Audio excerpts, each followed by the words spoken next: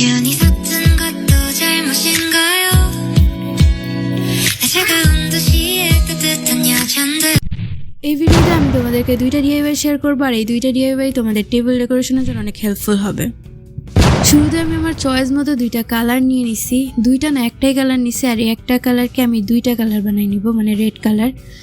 এই দুইটাকে আমি হার্ট শেপ দিয়ে একসাথে অ্যাটাচ করে দিছি, কারণ এটা একটা বাটারফ্লাই টাইপের কিছু একটা বানানোর ট্রাই করছি আমি। তো এরপরে হচ্ছে আমাদের মেন প্রসেসটা হচ্ছে এই যে এরকমভাবে দাগ দিয়ে এখানে একটা কার্ড রেখে, মানে আমি এটা বুঝাইতে পারতেছি না, যেন কার্ডটা রাখা যায় এমনভাবে একটা জায়গা রাখতে হবে। এরপর শুকানোর পর আমি ছোটোখাটো ডিটেলস দিয়ে এটাকে আরেকটু সুন্দর বানায় নিচ্ছি। তুমি এখানে যে কোনো ডিটেলস দিতে পারো, যেন দেখতে একটু সুন্দর লাগলেই হবে। এরপর আমি একটু হাবি জাবি এঁকে তোমাদেরকে দেখাই দিলাম যে একটা কার্ড এখানে রাখা যায়।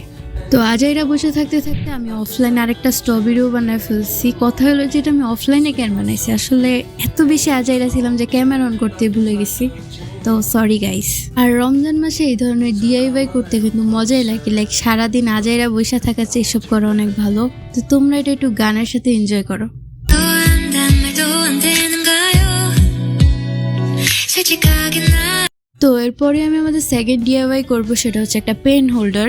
তো ঘরের কোনাকানা থেকে খুঁজে একটা বক্স নিছি। জাস্ট বক্স নিলেই হবে না, তার সাথে আমাদের লাগবে অনেকগুলো ক্লে।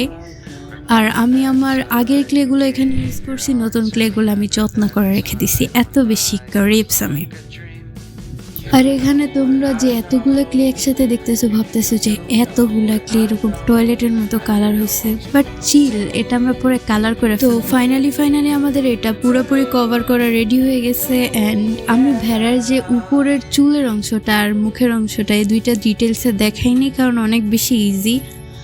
আর ছোট ছোট দুইটা কান তো আছেই।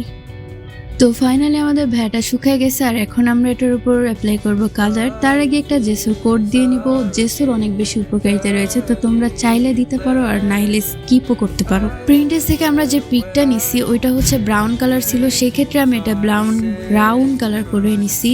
আর এখন আমরা এটা শুকানোর জন্য ওয়েট করব, কারণ আমাদের কালার করা হয়ে গেছে।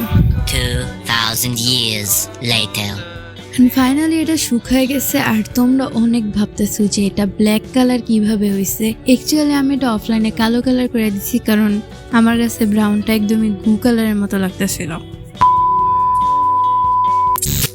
আমি জানি এটা সেম টু সেম তো হয় না, বাট অনেক কিউট হয়েছে, তাই না? একদম লাস্টে আমি এখানে চোখ দিয়ে দিতেছি। প্রিন্টারেস্টে যা দেখছি ওখানে শুধু চোখই আছে, কোনো মুখ নাই। তো ওইখানে আমি চুজ করতেছিলাম কি পেন্সিল বা কলম নিব, আর ওইখানে দেখছি অল্প কয়েকটা পেন্সিলই রাখা, বেশি গর্জিয়াসভাবে রাখা না। তো আমিও কয়েকটাই বেছে বেছে নিতেছি। অ্যান্ড এটা তোমরা একটু গানের সাথে এনজয় করো। 가요? 내 차가운 도시의 따뜻한 여잔들 그냥 좋아